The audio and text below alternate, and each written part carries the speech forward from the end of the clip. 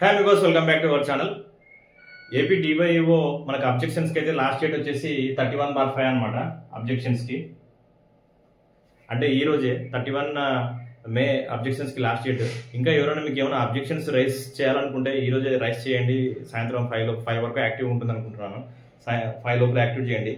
APPSC మనకి సైట్లోకి వెళ్ళిన తర్వాత మనకి ఇక్కడ ఫస్ట్ కాలం ఇక్కడ బ్లింక్ అవుతుంది కదా, ఇక్కడ లింక్ ఉంది. ఇక్కడ క్లిక్ హియర్ అని ఉంటుంది. ఆ క్లిక్ హియర్ అని చెప్పి లింక్ కొట్టిన తర్వాత లాగిన్ అడుగుతుంది. లాగిన్ మీ ఓటీపీఆర్ ఐడి పాస్వర్డ్ పెట్టి లాగిన్ చేసిన తర్వాత ఒక మనది డివైఓ అక్కడ వచ్చేసి ఫీ పేమెంట్ అనే ఆప్షన్ ఉంటుంది అనమాట. అది క్లిక్ చేసిన తర్వాత మనకి ఇలాగైతే ఓపెన్ అవుతుంది జరుగుతుంది అనమాట.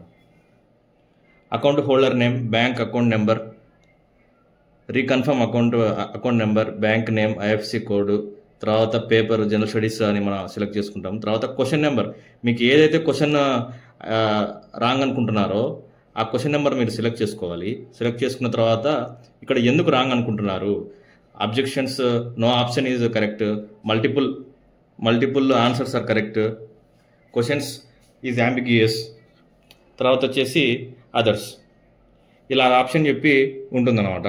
ఇక్కడ కింద డీటెయిల్స్ ఆఫ్ ది అబ్జెక్షన్ నీట్గా రాసి తర్వాత రెఫరెన్స్ మీరు చెప్పిన దానికి రెఫరెన్స్ అది ఆన్లైన్ లింక్ అయితే ఎక్కడైనా అఫీషియల్ గవర్నమెంట్ సైట్ అయితే ఇక్కడ లింక్ పెట్టండి. లేదంటే ఎక్కడైనా స్టాండర్డ్ బుక్ అయితే ఆ బుక్లో పేజ్ నెంబర్తో సహా మెన్షన్ చేసి ఆ బుక్ మెన్షన్ చేసి అక్కడ మ్యాటర్ అయితే రాయండి. ఓకే, తర్వాత ఇది యాడ్ చేసి వీలైతే ఇక్కడ ఫోటో కూడా యాడ్ చేయొచ్చు. యాడ్ చేసేసి సాయంత్రం 5 లోపల సబ్మిట్ చేయండి. ఆల్రెడీ నాకు తెలిసి ఒక 6 క్వశ్చన్స్ మీద అబ్జెక్షన్స్ అయితే పడినట్టు నాకైతే ఇన్ఫర్మేషన్ ఉంది. ఇంకా ఇది అయిపోయిన తర్వాత మనకి ఎలాగో జూన్ 5 మనకి ఫైనల్ కీ ఇవ్వడం అయితే జరుగుతుంది. ఆ రోజు కూడా రిజల్ట్స్ ఎక్స్పెక్ట్ చేయడం అయితే జరుగుతుంది అనమాట.